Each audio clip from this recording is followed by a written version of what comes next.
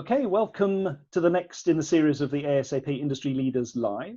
Today, I'm delighted to welcome Jen Breen, who is the president and founder of Sweet Home Corporate Housing and Sweet Home Services in Chicago. Jen, thank you very much for being with us today.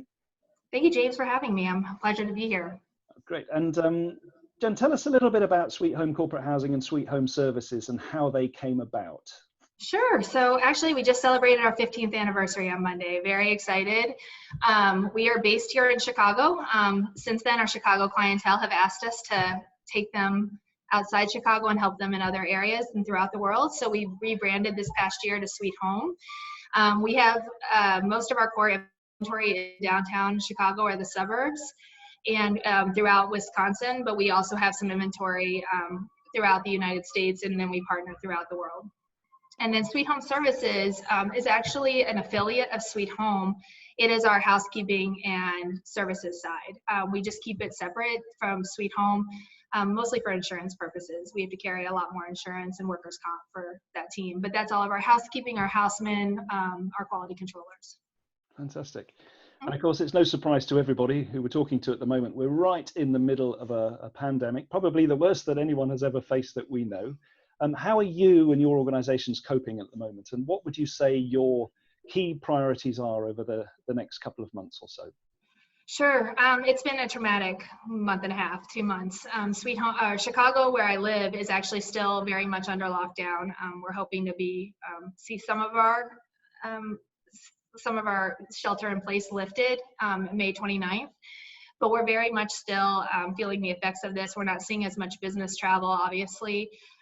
Coming into the area, and we saw about 50% vacancy into April and May, and so we're starting to see a rebound coming into June and July. We're excited about that. We're optimistic. We think we've hit rock bottom in our inventory. We've had to work really hard with property management companies to either buy out leases or early terminate to bring down our unit count, which is strange heading into our busy summer season. So it's totally opposite. But we're hoping for a little bit of a rebound into June and July. We're optimistic that we'll see some business travel, and though I don't think we'll see as much international travel come in, but domestic, we're hopeful. Okay. We are seeing 2 intern programs come through too, so we're excited about that. It's definitely way down from last year, but it was great to see 2 come into the city and continue their traditional program. Fantastic. Well, let's hope it continues as it is. One of the things I was really interested to read last week in the press release that you put out was the WBE certification for Women's Business Enterprise National Council, yes. And how important it is to you. Tell us a little bit about that and how you've achieved it. Sure. Yeah, I'm a women-owned company. I'm 60% owner of the company. I own it with my husband, PJ. But I work full-time into this company, and being a women-owned business, I'm very proud of it. And I've been part of the Women's Business Development Council here in Chicago and WeBank, which is the national certification program. I think for Sweet Home, I had another company before this, but I've been involved with them, I think, since 2003. Sweet Home has been certified since 2009. It's a very difficult process to go through. You have to really show that you are that it is not only women-led, but women-run. So I am very involved in my company, if anybody knows. So I just had to make sure that they understood that. But we're proud of that certification, and it does help us, especially with some of our federal or government contracts, and our corporate clients love to have that diversity spend as well. So you see it as a marketing opportunity as much as anything else, a way of differentiating your organization? Absolutely. Every organization should do anything they can to differentiate themselves, and this is how we've differentiated ours as well. And of course, that always brings us on to accreditation. We talk a lot about it, and I can't thank you and your organization enough for the recent press release where you recognized our accreditation program through the ISAAP, and how important that is, or the work that we've been doing for so many years now to try and differentiate organizations that are successful through that process. So tell me a little bit about what it is that it means to you and the business, and how you are using that differentiator to competitively advantage your business. No, we're incredibly proud of our ISAAP accreditation. This is our third year, or this is our sixth year, third time to renew.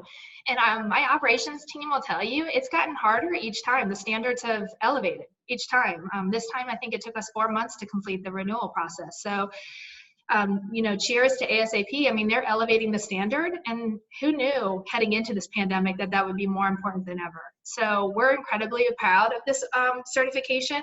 We do think it does set us apart a little bit, and in a positive way. We are, at Sweet Home, we are housing people from Chicago, but we're housing people that are also coming in globally. And we believe, what these standards might be in Europe or in Asia need to be the same as they are in the United States. And so even though we sometimes think regionally, we need to think globally and understand that people that are coming, hopefully when the travel bans are lifted and people are able to travel, that they feel comfortable coming into our apartments. We believe this certification sets us apart. I love the exercises it puts my operations team through.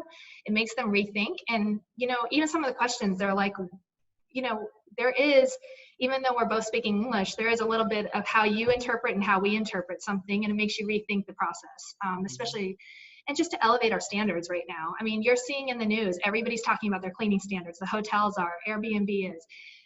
We've always had these standards in place. Now, more than ever, it's important for us to, let that be known to our customers that we've always had these stringent standards for cleanliness and safety and health in the apartments. And I think what we're trying to do with accreditation is it's never going to stop still. It needs to continue to evolve as the industry evolves. And as I say to everybody at the moment, the stars are aligning. We have this opportunity now to differentiate the organizations that we represent through the CHPA, the ASAP, and also the Global Alliance. And accreditation and that differentiation is something that we're working really hard through our Stay with Confidence banner. So it's really interesting to hear you say that it's the value in it in terms of a promotional and marketing campaign. So thank you very much again, Jen. We really appreciate it. Oh, no, thank you. And honestly, if you ever talk to my operations team, it was a difficult process, and they had to really rethink some things. They had to reduce some things. And I mean, that's the best training I can ever hope to provide them. So I appreciate the process, and we take it very seriously, and we're very proud to have the ISAAP certification. Brilliant. Well, we are going to be exiting this pandemic at some point. Who knows? But we are going to do it, and we're working collectively with our collaborative partners around the world to really understand when that might be and when really business travel is going to start spinning again effectively. So what are your priorities over the next few weeks and months, and how are you preparing your companies for an exit from this pandemic? Sure. So in the upcoming weeks, we actually, my housekeeping teams are coming back next week. They're not working in the apartments yet. They're only working in vacant apartments right now when we have turnovers, and we even have built in extra time for those just to ensure their safety as well. We're going to be coming in and doing we hired a company to come in and retrain our housekeeping teams according to the CDC standards that are being set here in the United States to ensure our safety. Then we'll work to alter our communication to talk to our guests on how we bring back maid service and all those concierge services. It's hard. We're all in the service industry, and we had to pull back our service a little bit to ensure the safety of our employees and our guests. So we're going to work over the next few weeks to get our housekeepers back, and for our guests that do want that maid service, to get them back into the apartments. Our customers, we're just going to keep talking to them. I mean, our clients, we're finding that they don't have the answers either. They're waiting to hear what their companies are going to be doing and when they're going to be travel. But I do know that they know we are poised and ready to go when that travel comes back. So we're just going to, we've had a hard 2 months, and it's a hard life to live when you're sad and upset and depressed. So we're trying to now, when we're busy, it distracts from some of the negativity that's around you. So we're going to get back to work and try to, we're definitely working at about a third of the size of the apartment inventory that we normally work with into the summer.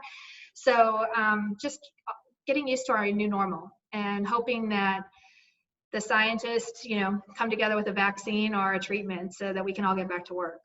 We sure miss our conferences. We sure miss our associations. And it's great to see everybody on Zoom, but I can't wait to see everybody in person as well.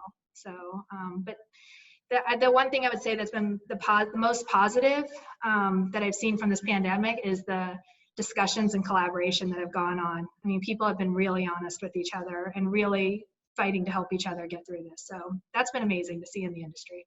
Yeah, and I think we can all agree with that. It's really brought people together, even remotely, or as you say, via Zoom or any of the online portals. It's quite a fascinating way that we're working together, isn't it?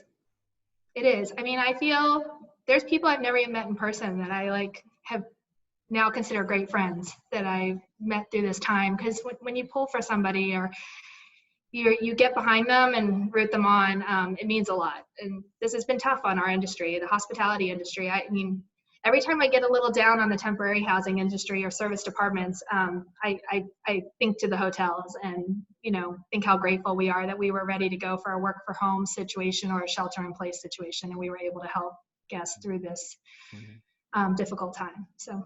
Yeah, well, Jen, thank you very much for your time this afternoon. We really appreciate you being part of our initiative. So stay safe, stay well, yes. And let's hope we exit this as soon as we can. You too. I can't wait to come over to London. We'll have a pint. It's my favorite city, so I'm so excited. I'll hold you to that. You're on. Thank you very much, Jen. Thank you. Bye.